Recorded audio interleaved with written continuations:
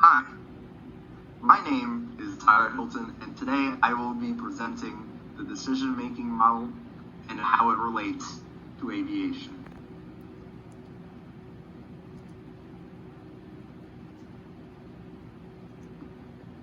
This next slide goes into processing information.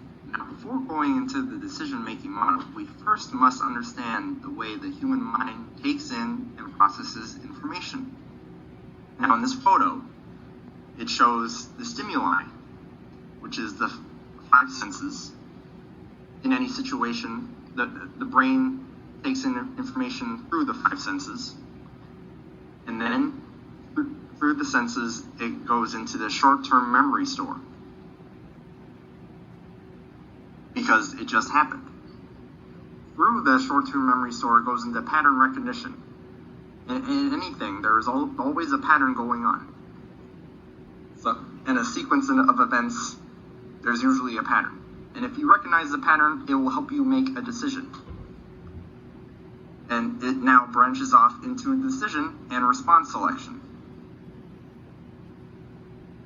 And while this is all going on, there's also additional processes that your brain is doing 1,000 times a second. And from the decision and response section, it also goes into long-term memory. If the event that is happening is important enough, your brain will then store that information into long-term memory for later usage. Later, it also goes into the response execution, where you actually make a response to the situation that is happening.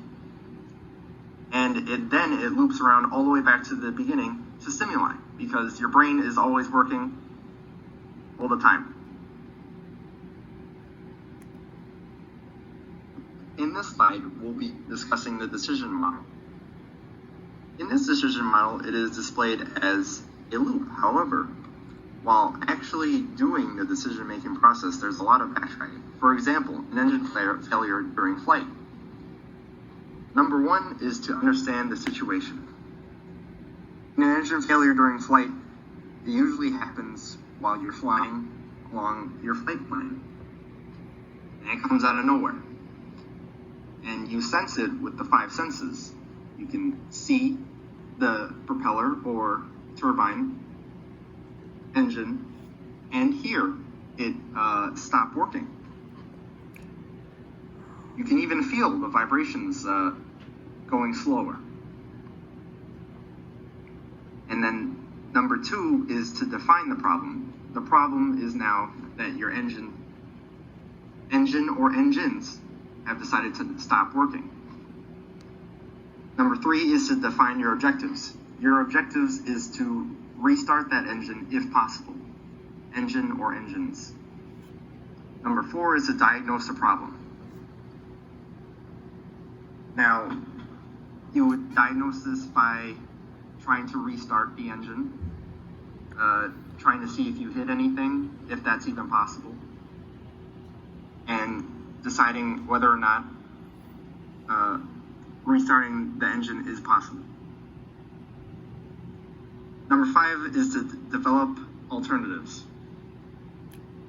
And during an engine failure, you would want to find places to land, if that's possible, any safe place on the ground. When I trained at Heritage, they would tell us to land either on the highway or empty parking lot, or the beach sometimes if it's empty and not crowded. Usually it is this time of year. Number six is to evaluate alternatives. If the engine decides to not restart, then you have to prepare the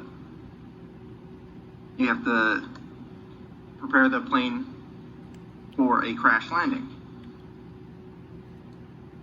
Choose the best alternative. You choose the best place to land and how you are going to land, whether it would be a soft field landing or a short field, but preferably not a short field because it's an emergency landing. And implement alternatives. That is when you would actually execute all these procedures. And while you're doing all these procedures, you're also talking to ATC and letting them know what's happening so they can send a rescue team to come help you out.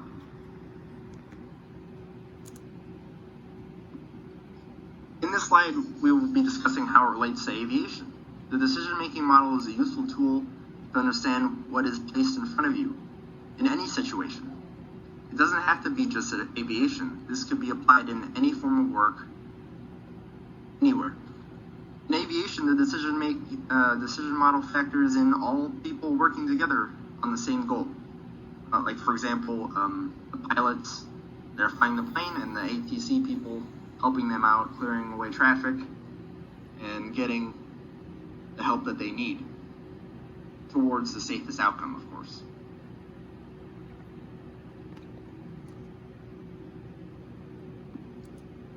And this is my final slide. This is the works cited.